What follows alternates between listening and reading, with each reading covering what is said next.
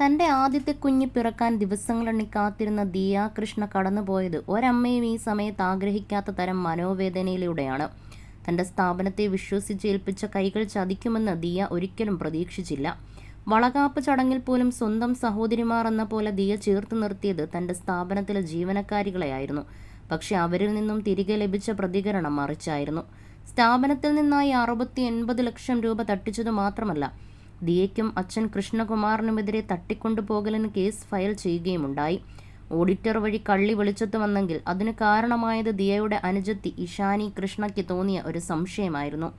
കഴിഞ്ഞ കുറച്ച് ദിവസങ്ങളായി കുടുംബം കടന്നുപോയ മോശം അനുഭവങ്ങളെക്കുറിച്ച് അമ്മ സിന്ധു കൃഷ്ണ വ്യക്തമാക്കിയിരുന്നു. ഇമിറ്റേഷൻ ആഭരണങ്ങളുടെ കടയിലെ QR കോഡ് തിരുത്തി സ്വന്തം അക്കൗണ്ടുമായി ബന്ധിപ്പിച്ചാണ് മുൻ ജീവനക്കാരികളായ 3 പേർ തട്ടിപ്പ് നടത്തി വന്നത്. തട്ടിപ്പ് കണ്ടെത്താൻ ഓഡിറ്റർ വന്നുവെങ്കിലും ആദ്യത്തെ സംശയം ഉടലെടുത്തത് അനുജത്തി ഇഷാനിക്കായിരുന്നു. അതേപ്പറ്റി വെളിപ്പെടുത്തുകയാണ് അമ്മ സിന്ധു കൃഷ്ണ. ദിയ കൃഷ്ണയുടെ കസ്റ്റമേഴ്സിൽ ഒരാൾ ഇഷാനി കൃഷ്ണയുടെ കൂട്ടുകാരിയായിരുന്നു. ഒരു ദിവസം തിരുവനന്തപുരം നഗരത്തിലെ ഷോപ്പിൽ നിന്നും ആഭരണം വാങ്ങിയ ശേഷം പണമടച്ചതിൽ സുഹൃത്തിനും സംശയം തോന്നി.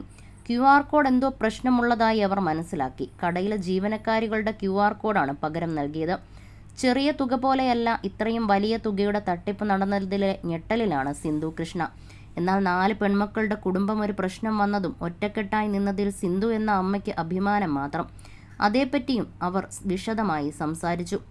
ഏതൊരു പെൺകുട്ടിയും ആഗ്രഹിക്കുന്ന കരുത്തനായ പിതാവാണ് കൃഷ്ണകുമാർ. അദ്ദേഹം ഏതറ്റം വരെ പോയും സത്യം തെളിയിക്കുമെന്നും ശിക്ഷ വാങ്ങി നൽകുമെന്നും മാധ്യമങ്ങൾക്ക് മുന്നിൽ പറഞ്ഞിരുന്നു. എന്നാൽ പ്രസവ തീയതി അടുത്തിരുന്ന ദിയയ്ക്ക് ഈ അപ്രതീക്ഷിത സാഹചര്യം നൽകിയ വെല്ലുവിളി അതിലും വലുതായിരുന്നു. പ്രസവത്തിന് മുൻപുള്ള കുറച്ചു ദിവസങ്ങൾ ഇത്തരത്തിൽ വെല്ലുവിളികൾ നിറഞ്ഞതാകുമെന്ന് കരുതിയില്ല.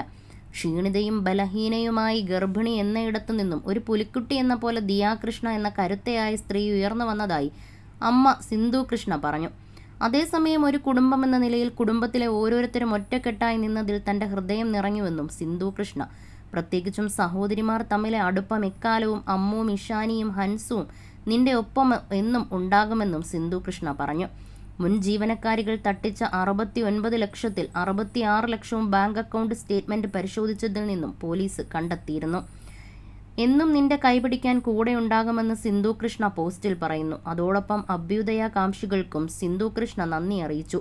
പിന്തുണയ്ക്കും പ്രാർത്ഥനയ്ക്കും നന്ദിയെന്ന് സിന്ധു കൃഷ്ണ ഇൻസ്റ്റഗ്രാം സ്റ്റോറിയിലും അറിയിച്ചു.